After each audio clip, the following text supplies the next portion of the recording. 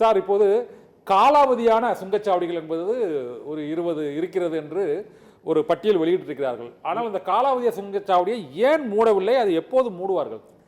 அதாவது தொடர்ந்து லாரி உரிமையாளர்கள் சுங்கச்சாவடிக்கு நாங்கள் எதிர்ப்பானவர்கள் இல்லை, முறைகேடு நடைபெறுகிறது. அதாவது காலாவதியான சுங்கச்சாவடி 32 சுங்கச்சாவடி என்பதை நாங்கள் சொல்லவில்லை. இந்த அரசு பதவியேற்ற முதல் கூட்டத்திலேயே 32 சுங்கச்சாவடிகள் காலாவதியானது என்ற லிஸ்ட் தயார் பண்ணி சட்டசபையில் தீர்மானம் போடப்பட்டு அவர்கள் நிதின் கட்கரி கிட்ட திரு ஏவா வேலு அமைச்சர் பிடபிள்யூடி மினிஸ்டர் போய் கொடுத்துட்டு வந்தார்.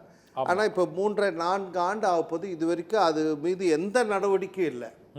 அதாவது பில்ட் ஆப்ரேட் டிரான்ஸ்ஃபர் தான் இந்த திட்டத்தினுடைய இந்த திட்டம் வரும்போது என்ன சொன்னாங்கன்னா, பழைய சாலையில் விட்டுடுவோம், யார் யார் விருப்பம் இருக்கோ அவங்க இந்த சாலைக்கு வரலான்னு சொன்னாங்க. ஒன்று. அப்புறம் எம்டி வெஹிக்கிள்ஸுக்கு பணம் இல்லைன்னு சொன்னாங்க. 2. அப்புறம் லோக்கல் ஆளுங்களுக்கு இலவசம் சொன்னாங்க. 3. அதுக்கப்புறம் என்ன சொன்னாங்க, இந்த சாலை பயன்பாட்டுக்கு பிறகு, அதாவது இந்த சாலை திட்டமிடுதல், பில்ட் ஆப்ரேட் டிரான்ஸ்ஃபர், அதாவது இந்த திட்டத்துக்கான 500 கோடி ரூபாய் பேங்க்ல கடன் வாங்கி இந்த ரோடை போட்ட பிறகு 500 கோடி ரூபாய் முடிந்த பிறகு இதில் வெறும் 40% மெயின்டெனன்ஸுக்கு தான் வாங்குவேன்னு சொன்னாங்க. இது மாதிரி பலவிதமான அறிவிப்புகள் தொடர்ந்து இதில் சொல்லிக்கிட்டே இருந்தாங்க. மக்களுக்கு இந்த மாதிரி நன்மை இருக்கு. வெளிப்படைத்தன்மை இல்லை. ஒரு சாலை போடுவதற்கு இவ்வளவு செலவாகி இருக்கிறது, இன்றைய தேதி வரை இவ்வளவு வசூலாகி இருக்கிறது என்று ஒரு ஃப்ளெக்ஸ் போர்டு வைத்து இந்த வசூல், அந்த மதிப்பீட்டு செலவு அது குறைவு எவ்வளவு குறைஞ்சிக்கிட்டே வருது அப்படிங்கிற ஒரு வெளிப்படைத்தன்மை எந்த சுங்கச்சாவடியிலுமே இல்லையா சார்? அதாவது நிதின் கட்கரி சொல்லுவார், நான் வெளிநாட்டிலேருந்து இந்த சட்டங்கள்லாம் கொண்டு வந்தேன், வெளிநாட்டிலேருந்து நான் சாலை திட்டங்கள், வெளிநாட்டிலேருந்து நான் அபராதம், சாலை பாதுகாப்புக்காக சில திட்டம்னுவார். ஆனால் வெளிநாட்டு சுங்கச்சாவடியில் நீ இந்த சாலை போடுவதற்கு எவ்வளோ பணம் வாங்கின என்ற டிஜிட்டல் போர்டு அங்கே போயிட்டே இருக்கும். ஒரு வாகனம் கடக்கும் போதே மைனஸ் ஆகிட்டே 0 வரும். அந்த நாள் கொண்டாடப்படும். மக்கள் மத்தியில் ஒரு நம்பிக்கை இப்போ நீங்க கடக்கும் போது உங்களதுல எவ்வளவு பணம் எடுத்தான்னு உங்களுக்கு தெரியாது. நீங்க இங்கிருந்து ஒரு 500 மீட்டரோ 100 மீட்டர் தாண்டின பிறகு தான் உங்களுக்கு மெசேஜ் வரும். 100 ரூபாய் எடுத்தாங்களா, எவ்வளோ எடுத்தாங்க, அதிகம் எடுத்தாலும் திருப்பி அதுக்காக கேட்கவும் முடியாது.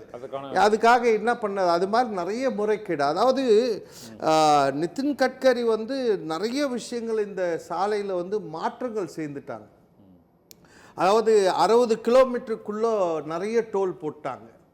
அதை தொடர்ந்து நம்ம பாராளுமன்றத்தில் நம்ம எம்பிங்க கேட்டப்போ அறிவிச்சார். அதாவது இப்போ 3 வருஷம் ஆகுது அவர் அறிவிச்சு, கடந்த ஆட்சி எப்போ அறிவிச்சாரு, 60 கிலோமீட்டருக்குள்ள இருக்கிற இந்த சாலையெல்லாம் நாங்கள் 3 மாதத்துக்குள்ள எடுத்துருவோம், எல்லாமே அந்த கம்மியா 40-30 கிலோமீட்டர். 10 கிலோமீட்டர் நிறைய சுங்கச்சாவடி தமிழ்நாட்டில் இருக்காம.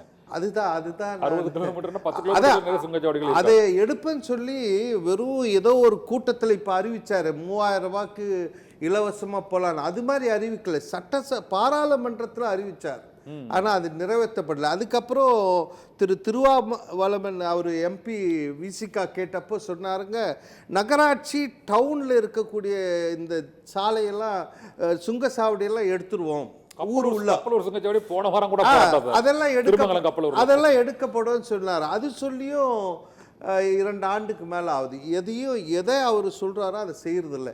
இதில் மிக மோசமானது என்னன்னா, நாங்கள் லாரி உரிமையாளர்கள் குஜராத்தில் போய் இந்த சுங்கச்சாவடி, காலாவதி சுங்கச்சாவடியே மக்களுக்கு இலவசமாக கொடுக்க வேண்டும், இல்லைன்னா நீங்கள் ஏற்கனவே இந்த திட்டம் கொண்டு வரும்போது அறிவித்த இந்த 40% மெயின்டெனன்ஸ் வாங்க வேண்டும் என்று நாங்கள் ஒரு வழக்கை தொடுத்து, வழக்கு முடியும் தருவாயில் எங்களுக்கு சாதகமாக, மக்களுக்கு சாதகமாக தீர்ப்பு வரக்கூடிய நேரத்தில் அரசு அந்த சட்டத்தையே நீக்கிட்டாங்க.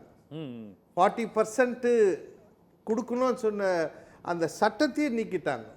நாளைக்கு தீர்ப்பு வரும்போதெல்லாம் இன்னைக்கு நைட் எடுக்கிறாங்க. அப்போ இது மாதிரி மோசமான ஒரு திட்டம், ஒரு அரசு, ஒரு இப்போ மக்களுடைய அந்த அது கொண்டு வரும்போது இருந்தது. தமிழ்நாட்டில் மட்டும் தான் இந்த பிரச்சனை இருக்கா? எல்லா ஸ்டேட்லையும் அதே பிரச்சனை தான் சார்? இந்தியா முழுக்க இருக்கு. ஆனால் தமிழ்நாட்டில் தான் அதிக டோல்லேருந்து இங்கேருந்து ஆமாம், நம்ம கிட்ட கலெக்ஷன் பண்ணுற காலாவதியான சுங்கச்சாவடியில் கலெக்ஷன் பண்ணல எடுத்து போகிறாங்க.